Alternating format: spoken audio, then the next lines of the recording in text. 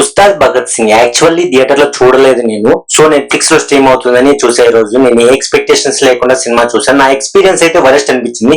ఒక డైరెక్టర్ ఎలా సినిమా తీయకూడదు అలానే చేశారు మన హరీష్. బేసిక్ స్టోరీ లైన్ ఏంటంటే ఒక విలన్ ఉంటాడు, వాడు ఎలా అయినా పొలిటీషియన్ అవ్వాలని ట్రై చేస్తుంటాడు. అక్కడే ఒక పోలీస్ ఉంటాడు, ఎలా అయినా న్యాయం ధర్మం ని కాపాడాలని. ఇలా ఒకరి లైఫ్ లోకి ఒకరు వచ్చాక ఏమైంది అనేది remaining part of the film. దీన్ని తెరీ రీమేక్ అనాల్సిన పని లేదు, కానీ గబ్బర్ సింగ్ కూడా సేమ్ స్టోరీనే. విలన్ పొలిటీషియన్ అవ్వాలని చూస్తాడు, దానికి మన గబ్బర్ సింగ్ అడ్డుపడుతూ ఉంటాడు. సో ఇక్కడ స్టోరీయే పాత చింతకాయ పచ్చడి, కొత్తగా ఏం లేదు. ఇక్కడ నాకు నచ్చింది ఏంటంటే పవన్ కళ్యాణ్ గారి లుక్స్, స్క్రీన్ ప్రెజెన్స్ బాగుంది. ఆయన చేసిన రీసెంట్ మూవీస్ తో పోలిస్తే ఈ సినిమాలో చాలా హ్యాండ్సమ్ గా ఉన్నారు. హరీష్ శంకర్ గారు ఈ ఒక్క విషయంలో మాత్రం బాగా కేర్ తీసుకున్నట్టున్నారు. సినిమా ఎలా ఉన్నా కళ్యాణ్ గారిని మాత్రం హ్యాండ్సమ్ గా చూపించాలని డిఎస్పీ కంపోజ్ చేసిన సాంగ్స్ మంచి వైబ్ ఇచ్చాయి. దేక్లేని అలా సాంగ్ అయితే ప్యూర్ హై ఫిస్ట్. పవన్ కళ్యాణ్ గారి డాన్స్, కాస్ట్యూమ్స్, సెట్ ఇలా అన్ని పర్ఫెక్ట్ గా ఉన్నాయి. Thaman BGM is okay.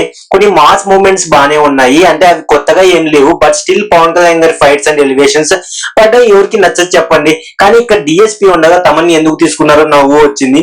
ఒక మ్యూజిక్ డైరెక్టర్ ని ఎలా యూజ్ చేసుకోవాలో తెలియదు. హరీష్ కి అందుకే మ్యూజిక్ అలా వచ్చి ఉంది అనిపించింది. ఎక్కడెక్కడ కొన్ని లైట్ మూవ్మెంట్స్ లో ఆయన ఓల్చామ్ అలా వచ్చి వెళ్తాది.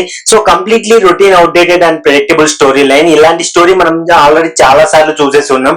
ఎంత ప్రెడిక్టబుల్ గా ఉంది అంటే ఆ సంగతి పక్కన పెట్టండి. అప్పుడప్పుడు టైం పాస్ కి సినిమాకి వెళ్లే వాళ్ళు కూడా నెక్స్ట్ టైం అవుద్ది అని ఈజీగా చెప్పేయగలరు. ఒక్కటంటే ఒక్క సీన్ కూడా ఫ్రెష్ సీన్ లో అనిపించదు. నేను స్టోరీ అవుట్డేటెడ్, రొటీన్ అని చెప్పగానే కొంతమంది ట్రిగర్ అవ్వచ్చు. కమర్షియల్ సినిమాలో ఇంతకంటే ఏం ఎక్స్పెక్ట్ చేస్తారా నువ్వు?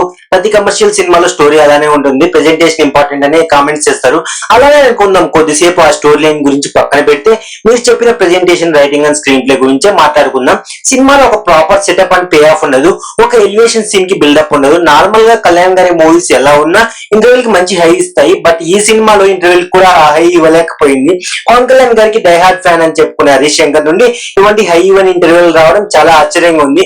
అయినా ఈ సినిమా రైటింగ్ స్టేజ్ లోనే ఫెయిల్ అయింది అనిపించింది. Comedy scenes most of the places లో వర్కౌట్ అవ్వవు.